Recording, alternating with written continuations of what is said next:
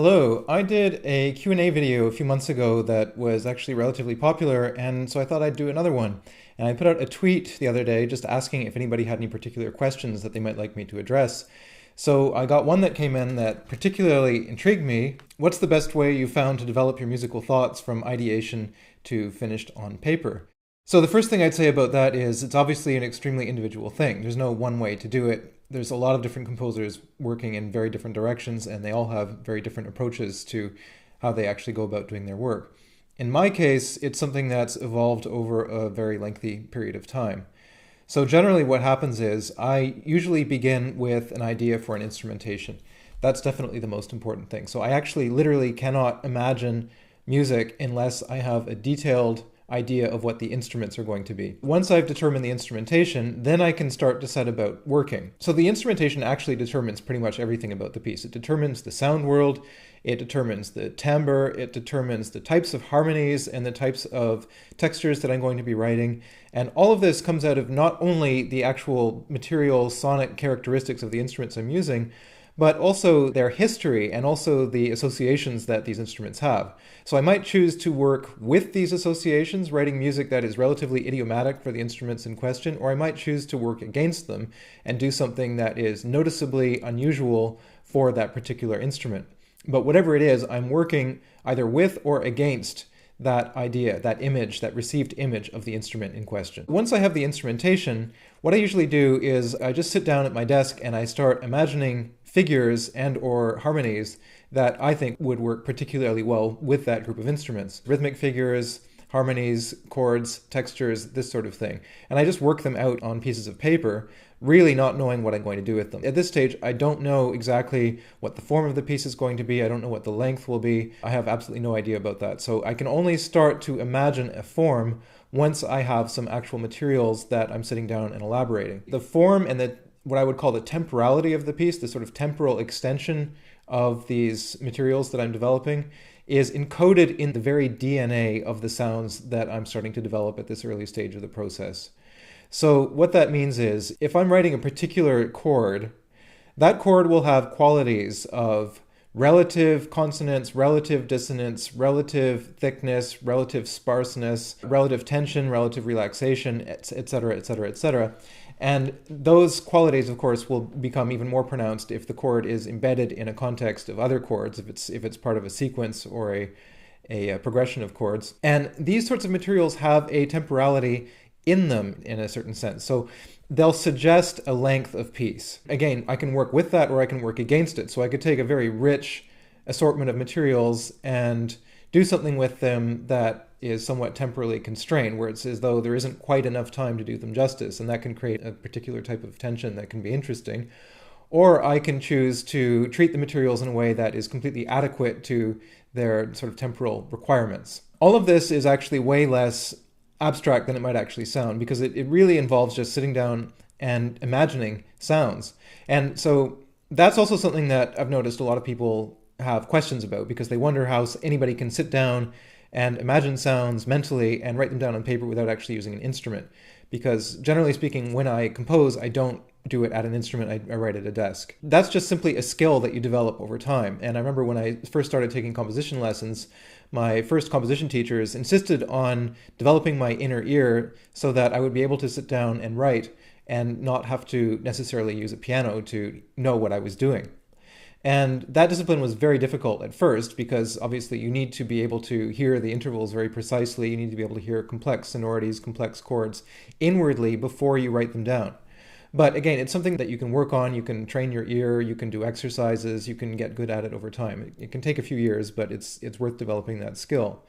So now I'm at a point where I can write quite complex things and have a very, very precise idea of exactly what they're going to sound like mentally before I actually attend a rehearsal or before I hear the piece, which you would think would be a fairly standard requirement if you're going to write something. But there are strands of composition that are conceived in such a way that there's a highly prospective aspect to them. So in other words, the sounds and the temporal trajectories of these sounds are so complex that they need to be worked out on paper beforehand, not necessarily being heard inwardly, but in other words, you need to write them down in order to hear them. So that's a very different strand of composition. And I've attempted things like that in the past, but I'm not actually terribly good at it. I actually need to be able to have a precise idea of what something is going to sound like during the act of writing. So certain composers would say, well, that's a limiting factor because you can only write down sounds that you are able to imagine. But I don't find that limiting in the least because the scope of what I am able to imagine is potentially limitless. So I really don't find that to be a particular problem. On the other hand, there is also a current in especially 20th century literature and music and painting and all sorts of things that involves using externally imposed constraints in order to push yourself in a direction that you wouldn't be able to get to consciously. So in other words, imposing some form of arbitrary restraint, like for example, writing an entire novel without using the vowel E, which has actually been done to tremendous success by the French novelist Georges Perec.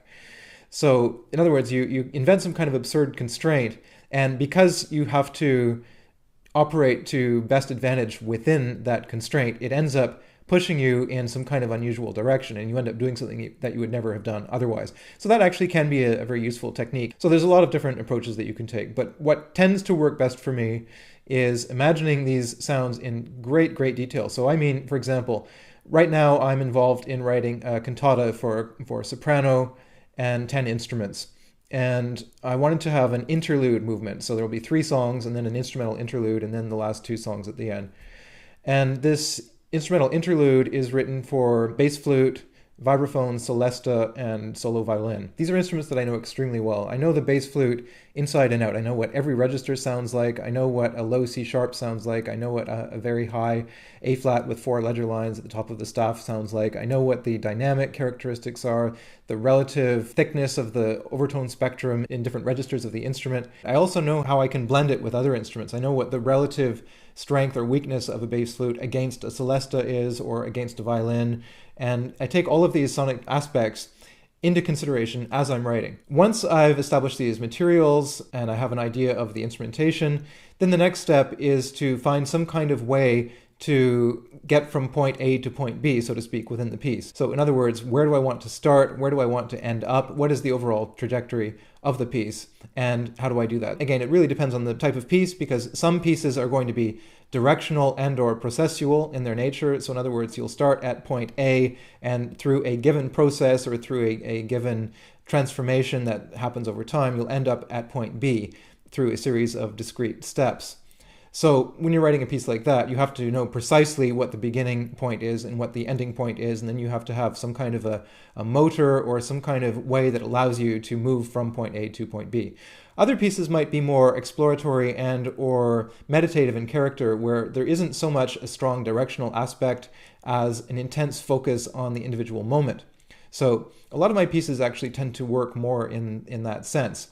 But even when I'm focused on the individual moment, through the act of composing, I still have to have a sense of how do I connect sound event A with sound event B, and that involves actually the establishment of some kind of a musical grammar or language that I can deploy in the piece, because I don't want to be faced with a seemingly infinite number of choices every time I sit down to write a note. I want there to be walls around the piece, walls around the project, so that there are certain things that fit within the scope of the piece and certain things that don't. That allows me to make meaningful choices. And by meaningful choices, I mean either, again, working with the grain of the piece or working against the grain of the piece. But you can only do that if you have some kind of relatively defined parameters about what can and can't happen. My writing process has a very typical sort of trajectory. It's the same almost every time, where it starts out exceedingly painfully, horribly, hideously slow at the beginning. That phase can go on for a couple of weeks, a few weeks. What's going on is I'm actually slowly discovering the potential of the materials that I'm using, what I can do with them, what their scope is, what sorts of development might be appropriate given the nature of those materials. And I know when that process is over because I can start to sort of mentally move these objects around and in such a way where it becomes very fluid and fluent, and I have no trouble doing it.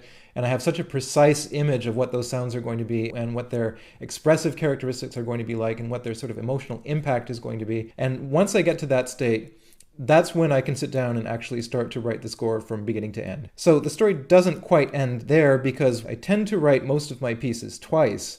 And that's not something that I'm particularly pleased about necessarily, But that's just how it is. I mean, what usually happens is I write the piece the first time, it's premiered, it's performed maybe a few times, and then I sit on it for a few months. I come back to it, I look at it again, and I realize, given this material that I now know extraordinarily well because I've actually sat down in a concert hall and listened to it being performed, and I might want to go back to the piece and strengthen it and revise a few things and get it absolutely as good as I possibly can. There's no point for me in putting out a piece of work that isn't 100% as good as it can possibly be. I have no scruples whatsoever about taking something that I've written and either withdrawing it completely or revising it or rewriting it in certain cases and making it even stronger. So the entire process from conception to writing the piece, to having it performed, to having it published and recorded and broadcast and everything else that goes along with that, it's actually a very long process. And in some cases, it's been years from the conception to the work being what I would consider definitively finished. So I hope that's a reasonably lucid explanation of how I go about my work. So again, if you asked another composer that same question,